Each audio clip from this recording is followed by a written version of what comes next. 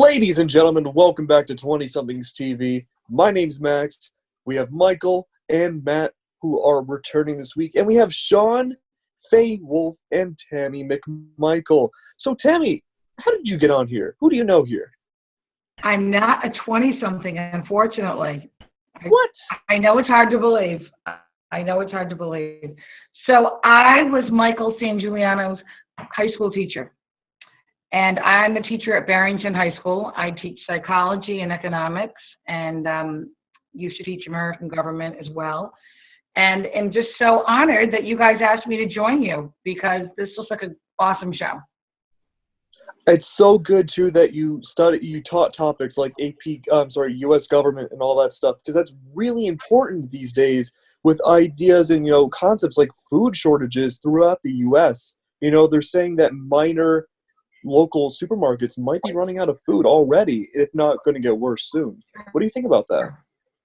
Sure. I don't really think it's a food shortage as much as it is a supply chain distribution malfunction, similar to what happened in the beginning of the Great Depression. So the food's there. It's just people working and getting it to market. Like if you've been following what's happening with the meat market, the pork factory in the Midwest, and they had a lot of coronavirus cases. So then the pork distribution is stymied. So I think it's really the food's there, but it's, like I said, supply chain getting it to everybody. Well, it's good that you mentioned that it was reminiscent of the beginning of the Great Depression. Do you think we're headed down that path? I don't. I think we're going to be okay. I'm being an optimist here too, right? So I'm not just using facts. I'm using the glass half full attitude. So I really think we're going to be okay. We're going to come through this. It has to be done at the right time and in the right pace. And I think many of the governors, especially here in New England, are doing a good job of opening up when it's ready, because we're still having lots of sickness and death, unfortunately. I think that one of the things that also we have to look at, and I don't know how this would affect people personally, but it's not really just the stores that are obviously being impacted by the shortage of food, because there's big chain markets like Stop and Shop and Shaw's, BJ's. They're all out of produce. I haven't seen much poultry. And how do we think that's going to affect the consumer, whether it be health related or just, what are our thoughts on that? Well, I think it's going to be hard for everyone to adjust to their diets. I mean, for me, I'm lactose intolerant. A lack of dairy is not going to affect me, but universally, just about everyone likes eggs. I mean, I think there's an egg allergy.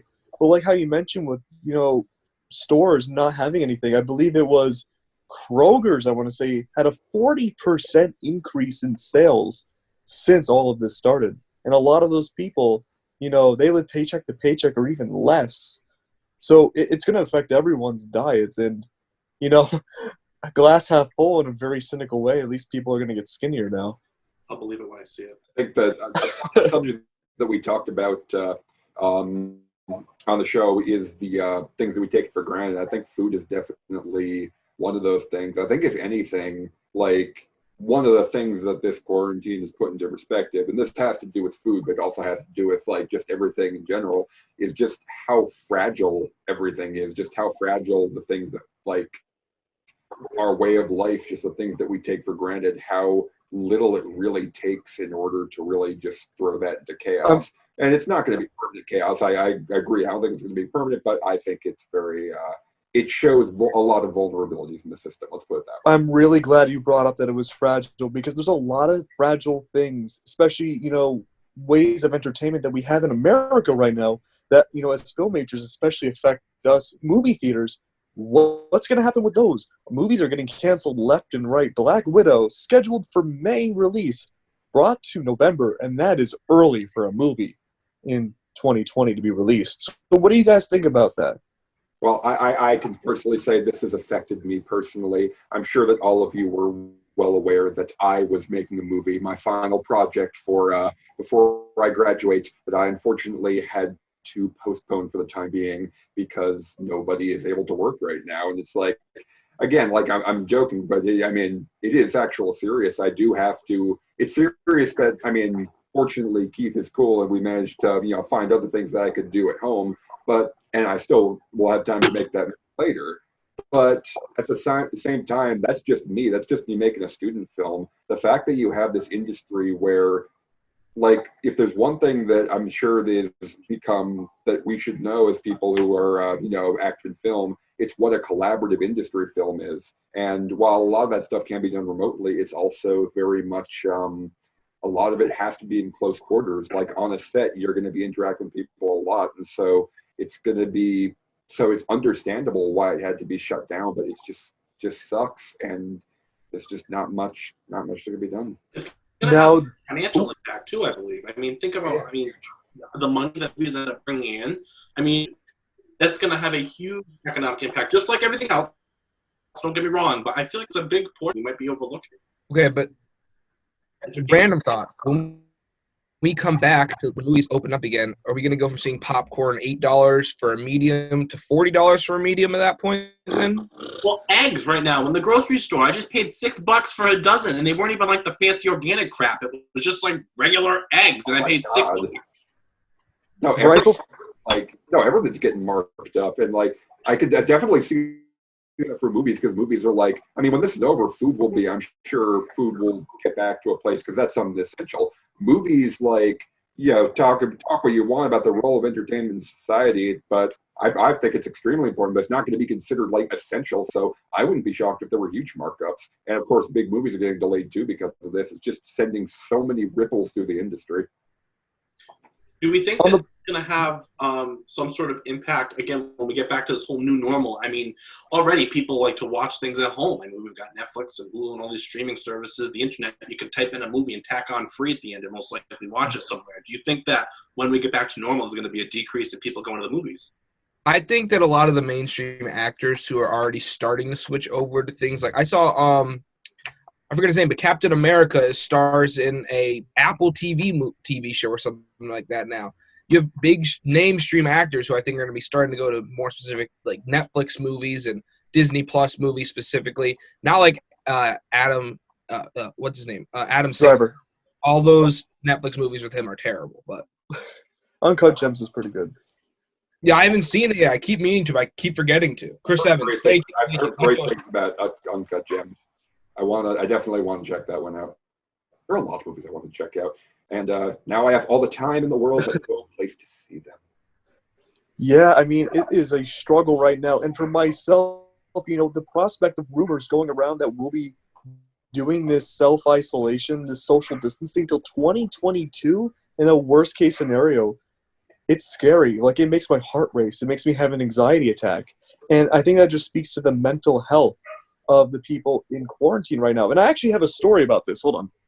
So my parents and I were making it a big statement to hike a lot while being socially distant, during the quarantine. We even adopted a puppy recently to go with us on the hikes. So when we finished our hike yesterday, we were heading back to the car, and there's this really sketchy dude walking down the street, and we just get in the car and drive down the street to get some ice cream. The sketchy dude walks like maybe 2 miles in like 10 minutes all the way to this ice cream place. And he's asking all of us not to like give money to him for cigarettes, but where to buy cigarettes. And he starts getting really agitated at me and the owner of the ice cream place because I just straight up say, hey, look, man, I don't have any money. And he starts cussing out the owner of the ice cream place to the point where he calls the police. Now, what am I trying to say about this? What I'm trying to say is, mental health, people are probably not on their medication as much anymore. People might not be in the facilities they might need to be in or have the proper care that they have right now. And it's unfortunate that, people aren't getting the resources they need, and it affects their mental health, both physically and psychologically. It's interesting that you say that, Max, because I was at a Cumberland Farms the other night, and I was sitting in the parking lot, and the woman in the car next to me was stopping every person who came out of the store and asking for cigarettes. And she looked so distressed. And she said that she couldn't afford them because she got laid off. She doesn't have a job. The unemployment hadn't come through yet, and she needs her cigarettes or she's going to, do something bad. And I was I mean, again, I'm not a smoker, so I didn't have cigarettes on me, but I had a brief moment of, do I go back in and buy her a pack of cigarettes because I don't want her to do something bad to herself just because she's so on edge with all these, all the circumstances of current day. And honestly, even in a scenario where someone is able to get like what they is able to get what they need, if they do need medication or whatever, just the sheer fact that we have to like keep ourselves inside and social distance from everybody, that takes a toll on like mental health. If I could tell a personal anecdote very quickly. I personally have had some pretty bad struggles with anxiety and depression in the past, particularly a couple years ago. I'm doing much better now, and luckily, just by coincidence, I just happened to pick up like a couple months worth of medication, like a new prescription right before this whole thing started. So I'm lucky I've got what I need right now. But even on that medication, which is supposed to help me out, during the first week of this, found it so difficult to just get anything done. Reason for which being that I spend so long trying to figure out I spent so long basically trying to talk myself into getting out of bed. Like I was in a place for a while where I was finding it hard to get out of bed. And again, I'm doing much better now. But the point is that I'm stuck inside, and basically by necessity in this quarantine, I had to do the same thing that I had to basically put myself willingly in the same position that I worked so hard to escape. And again, I had it extremely easy compared to most other people who are dealing through shit. If you can't have that, if you don't have the medication, or if you're in a position like that, I can't even imagine what you must be going through. Now, Exactly. I've got a question for you, Tammy, because I know you work with, high school students, and not necessarily, people that are our age, but we're all awfully close. We're kind of clumped together. What have you seen in your students' work, and how focused they are, and how they're doing mentally through that, 9th through 12th grade? Sure. Just as a segue to what you were mentioning with the movies, movies and enjoying cinema and film is a great pastime to help people with anxiety and to help pass the time, especially when they're getting anxious about their schoolwork, college kids, high school kids that are graduating. So just a little segue, with the movies there. But I think I also wanted to just mention something about something that we're going to gain out of this. I think we're all living like in a more simpler time right now with what we can do, right? I don't mean the society is simpler. It's just that what we can do. We're all home. We're learning. We're working from home. And I think when this is all done, we're going to really realize the stuff that we took for granted and just calm ourselves down and not live such hurried lives. And a lot of those hurried lives that we live, they're the ones that's what promotes the anxiety and sometimes in our lives. So that's just something, just a little takeaway that I'm wondering if it's going to, when this is all settled, if we're going to say, maybe we can calm down a little bit and enjoy life. Also, you were mentioning about the people with cigarettes and addiction, and they must be having it really tough right now. And you were mentioning about medications, and we have to really support these people. And my advice to my students that were dealing with anxiety prior to COVID-19 is you have to take care of yourself, whatever it is, whether it's a movie, whether it's yoga, going outside, talking to your friends, but don't expect so much of yourself. Take each day and relish in the little accomplishments you make. Don't be so hard on yourself. I honestly think advice like that can be life-changing for just about everyone who has ever lived ever, especially me. It's the kind of advice I really need right now myself. And Tammy, again, thank you very much for being on the show here today. Your expertise in the topics about all of this have been valuable to us to understand from and hopefully get through this a lot better and easier for everyone. But for the audience, thank you very much for watching again today. If you want to see more content like us, feel free to follow us on Instagram at 20SomethingsTV. And, stay safe out there. Pick up a hobby and, take one day at a time. Make some bread. Yeah, make bread Make all the bread. with all the yeast at Shaw's. Be good to yourself. Yes, one day at a time.